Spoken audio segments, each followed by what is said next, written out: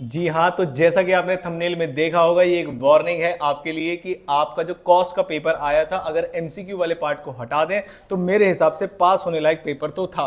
अब आपको अपना पूरा फोकस लगाना है ऑडिट पर, और ऑडिट के पेपर में आईसीआई आपके साथ कर सकती है खेला। खेला वर्ड का मतलब यहां पर यह है कि आपको पेपर जो है वो ट्रिकी बनाकर दे सकती है आईसीएआई। कोई बच्चा ये ना बोले कि सर शुभ शुभ बोलो, तो अगर मेरे शुभ शुभ बोलने से आपका पेपर बहुत अच्छा चले जाएगा तो मैं बोलूंगा हलवा पेपर आएगा, सब कुछ आपको आता होगा, एमसीक्यू भी आते होंगे।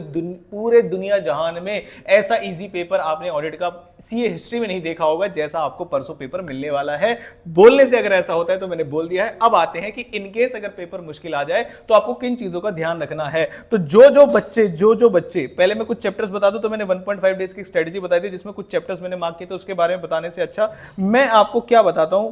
सिंपल सी बात है, जो बच्चे सिलेक्टिव स्टडी करके जाने वाले हैं वो सर्वाइव करना उनके लिए मुश्किल हो जाएगा इनकेस अगर पेपर मुश्किल आता है। तो अगर किसी भी टीचर ने आपको कुछ क्वेश्चन या कुछ टॉपिक बता रखे हैं तो आपको सिलेक्टिव स्टडी उसकी करके जा रहे हो तो आप रिस्क में हो, और पेपर देने के बाद आपकी सिचुएशन जो है वो गड़बड़ हो सकती है। ये मेरी बात आप ध्यान से समझेंगे। पेपर बहुत आसान आएगा आपका। इनकेस अगर मुश्किल आता है तो किन बातों का आपको ध्यान रखना है। तो सिलेक्टिव स्टडी पता है क्या होती है? किसी भी चैप्टर के अंदर की जो सिलेक्टिव स्टडी होती है वो आपको बर्बाद कर सकती है। मेरी बात जरा ध्यान से सुनना। किन्हीं भी चैप्टर्स को सिलेक्ट करके उनकी पूरी डिटेल स्टडी कर लेना, लेकिन किन्हीं चैप्टर के अंदर से सिलेक्टिव स्टडी अगर आपने कर ली तो आप बड़े परेशानी में आ सकते हो। तो इसके लिए मैंने एक एबीसी एनालिसिस बनाया था जिसके में ए और बी एनालिसिस बनाया था। मैंने जो कैटेगरी ए के जो चैप्टर्स रखे हैं ना, इन चैप्टर्स में आपको कम से कम स्टैंडर्ड्स ऑन ऑडिटिंग मिलेंगे, और आप चैप्टर भले ही एक दो लेंदी भी मिल सकते हैं आपको इसको, लेकिन वो भूलने वाले चैप्टर्स नहीं होंगे। आसानी से एक बार के रिवीजन में याद हो जाएंगे, प्लस पेपर में लिखते समय याद आ जाएंगे। लेकिन जिन चैप्टर्स में बहुत सारे स्टैंडर्ड्स ऑन ऑडिटिंग भरे हुए हैं वो चैप्टर्स टीचर्स बता देते हैं सर इसको भी करके जाना, इसको भी करके जाना। लेकिन मेरे हिसाब से भाई जितने ज्यादा स्टैंडर्ड्स ऑन ऑडिटिंग होते हैं उन्हें हम सेक्शन के साथ, अगर जो स्टैंडर्ड के नंबर होता है उसके साथ अगर मेंशन करते तो ज्यादा मार्क्स मिलते हैं, हालांकि वैसे भी मिल जाते हैं। तो मेरे हिसाब से अगर कोई बच्चा स्टैंडर्ड्स ऑन ऑडिटिंग के नंबर को और उसे कनेक्ट करने में अगर आपको प्रॉब्लम आ रही है तो मेरे हिसाब से आप चैप्टर नंबर 1 जो हर पेपर में आता है, चैप्टर नंबर 2 ऑडिट की planning, chapter number 5 items of financial statement, chapter number 9 special audit, और चैप्टर नंबर 10 बैंक ऑडिट। दो चैप्टर थोड़े से लंबे हैं, लेकिन मेरे हिसाब से आपको अगर इन चैप्टर्स को करोगे तो एक बार की पढ़ाई करने पर आपको एग्जाम में एज इट इज याद आ जाएगा, और इनमें ज्यादा कंफ्यूजन नहीं होती। लेंथी होते लेकिन कंफ्यूजन नहीं होती। तो आप, अब जब मैंने लिख दिया नेचर ऑफ ऑडिट, तो किसी टीचर के इंपॉर्टेंट टॉपिक्स पे मत चले जाना कि नेचर ऑफ ऑडिट में कौन कौन से इंपॉर्टेंट टॉपिक्स है। यहां गलती कर दोगे आप।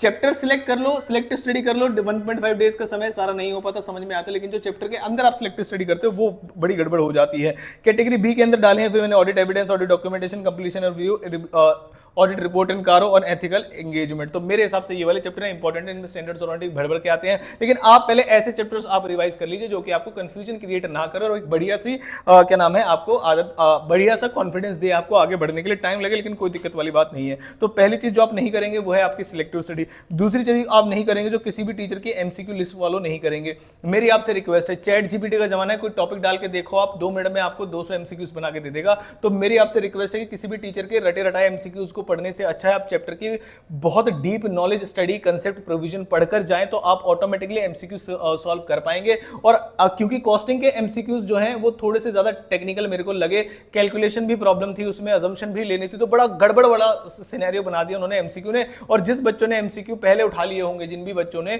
उनके लिए प्रॉब्लम हो जाएगी। तो मेरे हिसाब से आपको एमसीक्यू की किसी लिस्ट पे ना जाके कंसेप्ट पर ध्यान देना है, और एमसीक्यू आपसे डुएबल वाले हो जाएंगे, ऐसा मेरा मानना है। डिस्क्रिप्टिव पेपर में आप जो आईसीआई की जितनी भी केस स्टडी बनी हुई है ऑडिट का, अगर आपको कंपाइलर चाहिएगा तो मुझे बता देना। मैं आईसीआई के जितने पेपर पार्ट्स के आरटीपी, एमटीपी, अगर ये सब आपको चाहिए तो मुझे बता देना, तो मैं आपको ऑडिट का कंपाइलर बना के आपको टेलीग्राम ग्रुप पे जो है अपडेट कर दूंगा। नीचे टेलीग्राम ग्रुप का लिंक है, कमेंट जरूर कर देना कि क्या आपको ऑडिट का कंपाइलर जिसमें आपके लेटेस्ट आपके आरटीपी, एमटीपी इस वाले पेपर के लिए भी अगर आपको चाहिए तो मैं कंपाइल करके दे दूंगा, और आप एक बार केस स्टडी जरूर उनको रीड करके जाइएगा। और जो आरटीपी में आने वाली एमसीक्यू है उनको भी एक बार रीड कर लोगे तो थोड़ी सी आपकी प्रैक्टिस भी हो जाएगी। तो ये है मेरी साइड से ऑडिट की स्ट्रेटेजी। एमसीक्यू तो बहुत ज्यादा मुश्किल नहीं आने वाले जैसा मेरा मानना है। आपको केस स्टडी में फंसा सकते हैं, तो सारे बच्चे ध्यान से केस स्टडी को पढ़ के जाएंगे और सिलेक्टिव स्टडी बिल्कुल नहीं करेंगे चैप्टर के अंदर। ऐसे मेरा मान के चलेगा आपका पेपर बहुत रॉकिंग जाने वाला है। और एफएमएसएम की तैयारी तो मैं खुद आपकी कराऊंगा, लाइव सेशंस लेने के साथ, क्वेश्चन वगैरह सारी चीजें कराऊंगा, तो आप उसमें दिक्कत नहीं लेंगे। मिलता हूं आपसे अगली इस इंपॉर्टेंट वीडियो के साथ। आई होप आपको सारे जितने भी देखो ग्रुप 1 के सारे सब्जेक्ट्स की रिव्यू वीडियो आपको मिली, एग्जाम सेंटर के बाद सारे एमसीक्यू सॉल्यूशन मिले। ऐसा ही मैंने कॉस्टिंग के साथ भी किया, सुपर 40 वगैरह भी प्रोवाइड किया आपको, ऐसा ही अब ऑडिट के साथ भी करने वाला हूं।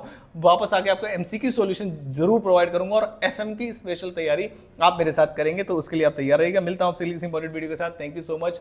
पूरी जान लगा दीजिए, ऑडिट का पेपर अगर डिफिकल्ट आया तो आप उसके हिसाब से भी तैयारी करेंगे। हालांकि पेपर मक्खन आने वाला है अगर मेरे बोलने से मैं चलूं तो। मिलता हूं आपसे बहुत जल्द।